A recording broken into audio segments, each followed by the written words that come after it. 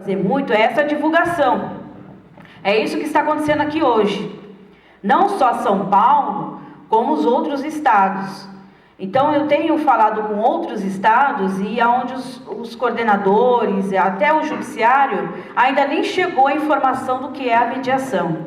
Sendo que nós já temos legislações, há 10 anos atrás não tinha isso, era muita luta, muita briga para que se conseguisse sair, para que se houvesse uma regulamentação dessa mediação. E aí, pode deixar, Cândido, eu falo assim mesmo. E aí se veio a Resolução 125 do Conselho Nacional de Justiça em 2010. Para nós isso foi motivo de festa, de alegria, porque a gente teve pelo menos uma norma regulamentando a mediação e trazendo a ela a nível nacional. E ali a 125 ela traz o Código de Ética do Mediador, que uma dos princípios que traz o Código de Ética, também traz o rigor que é tratado o mediador se fizer algum procedimento errado, nós somos punidos da mesma forma que o magistrado, penalmente. Então, já a figura, a resolução já deu aquele formato de que o mediador é um profissional que trabalha com a mediação. Porque até então a gente era tratado como aquele que senta e pergunta, tem acordo ou não tem acordo? E isso não é mediação. Então, a mediação, ela tem todo um trabalho, que nas minhas aulas, e é uma das aulas que eu mais gosto de dar, falando das técnicas de mediação.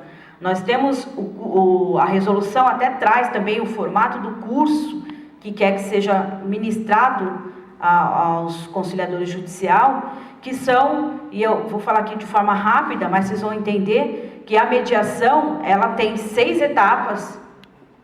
O Conselho Nacional de Justiça traz 9, mas eu enxugo isso para 6, que eu costumo falar assim, que é mais fácil a gente gosta mais de comer um arroz e feijão com um ovo muito bem feitinho, do que comer um prato todo requintado feito de qualquer jeito.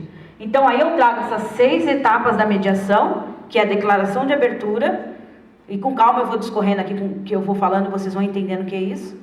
Depois a gente faz uma sessão conjunta, é onde eu ouço as partes. Mas isso tudo, nessa declaração de abertura, o que é? É aonde eu dito as regras.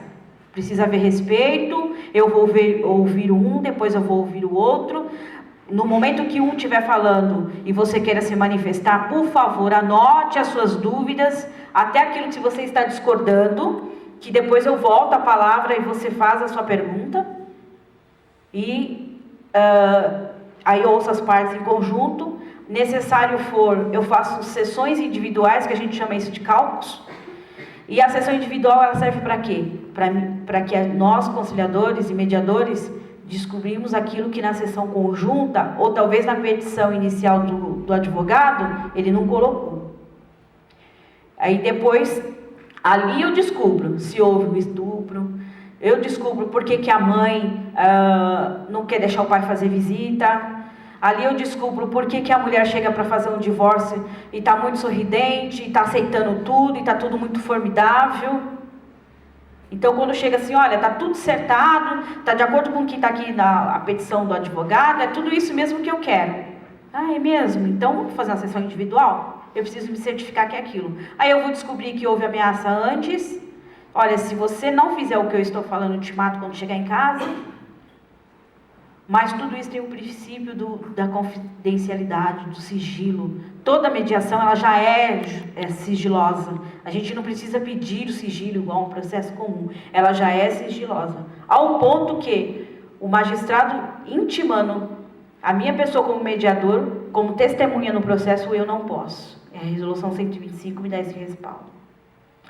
E na sessão conjunta, depois você volta. Na sessão individual, faço 2 sessões individual, aí eu retorno de tudo que eu ouvi na apresentação das 2 partes, depois na sessão individual de cada um, aí eu parto para a negociação. Eu estimulo as partes a negociar aquele problema e a gente não gosta de falar de problema, a gente fala conflito, ou aquela questão. Eu gosto mais de usar essa palavra questão do que problema, porque na mediação a gente retira todas as palavras negativas, substitui por palavras positivas, empoderando as partes a me trazer esse resultado. Então eu trago as partes para uma negociação e aí elas chegam no melhor resultado. É por isso que a gente tem menos de 6% de acordos, e aí está aqui a coordenadora do Sejus que me corrija, mas no Fórum Central a gente tem menos de 6% de acordo descumprido. Então elas cumprem aquilo que elas falaram, seja até pessoa jurídica ou pessoa física. A mediação ela é boa porque, diferente do juizado especial que precisa ter um valor mínimo de salário para poder ingressar com a ação, a mediação e a conciliação não. Você pode ser um empresário ou não, você entra com uma ação. E mais ainda, a lei me fala que é facultativa a presença do advogado.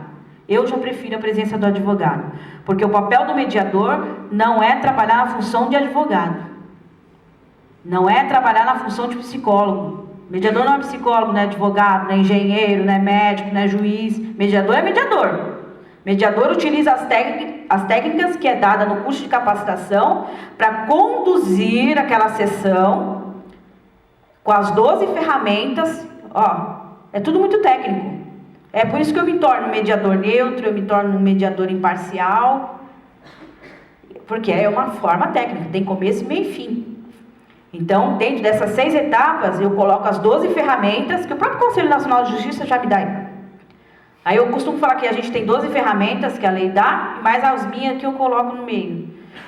Mas a gente utiliza nessas 6 etapas, 12 ferramentas e que eu faço a pessoa chegar num acordo frutífero ou até o fim desta mediação, que se eu computar essas 6 etapas, eu tenho 1h10 de mediação, ou não chegar no acordo. Só que pelo menos eu fiz as partes conversar. Eu peguei um processo de 1996, onde os advogados e as partes nunca sentaram para conversar sobre aquele processo. Já tinha mais de 6 volumes, brigando com papel. O dia que sentaram numa mediação para conversar, fez acordo. Com um valor que eles estavam brigando em 1996. Podia ter resolvido isso antes. Então, e outras questões que a gente pega no judiciário, eu fiz 2, foi um exemplo assim para mim forte, reintegração de posse.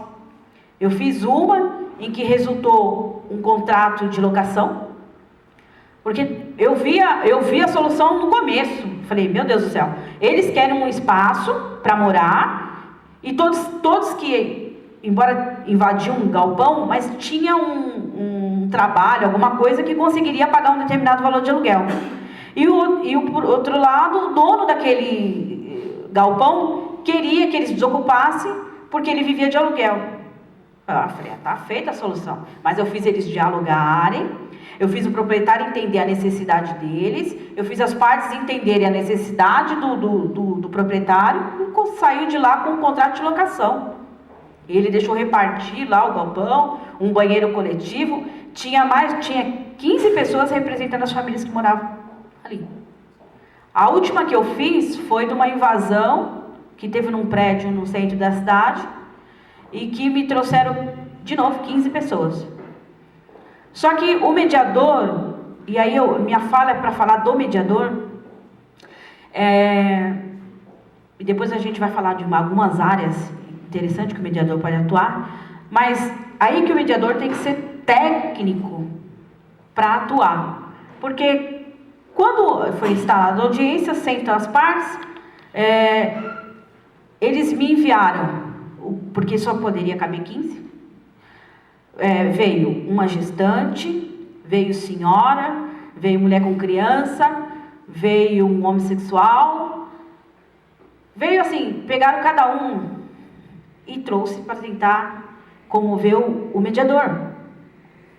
Então, entenda que não é nada homofóbico, nada disso, mas trouxeram aquele homossexual porque ele gostava de fazer um escândalo.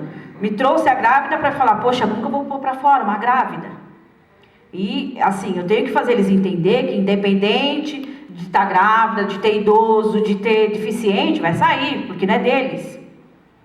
E ali nós ficamos da 1h às 18h conversando. Uma hora era uns gritos, outra hora e foi oscilando a coisa, que eu consegui estabelecer aquela mesa e fazer com que eles entendessem que ali não era propriedade deles, eles não tinham direito. E foi uma mediação mais didática, pedagógica, porque eles fizeram várias perguntas e coisas que eles não sabiam. Então realmente eu vou ter que sair? Vai ter que sair. Porque eles achavam que em um determinado momento a prefeitura ia ceder o espaço para eles.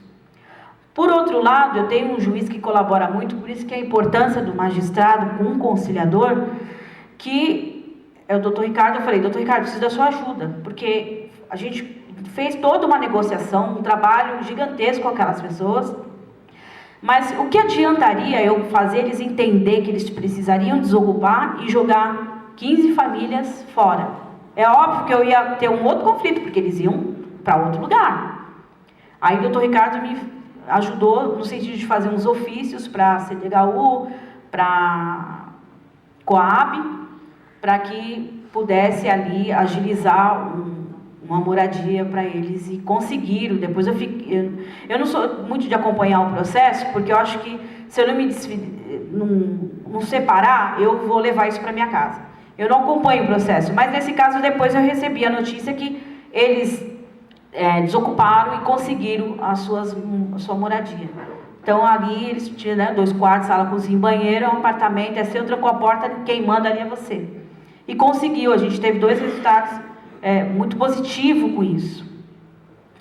Mas, e aí a gente já tem magistrado que trabalha, a gente chama isso de mediação urbanística. A gente tem um magistrado, que é o doutor Heriberto, se eu não me engano o nome dele. Ele trabalha, só faz mediação, né?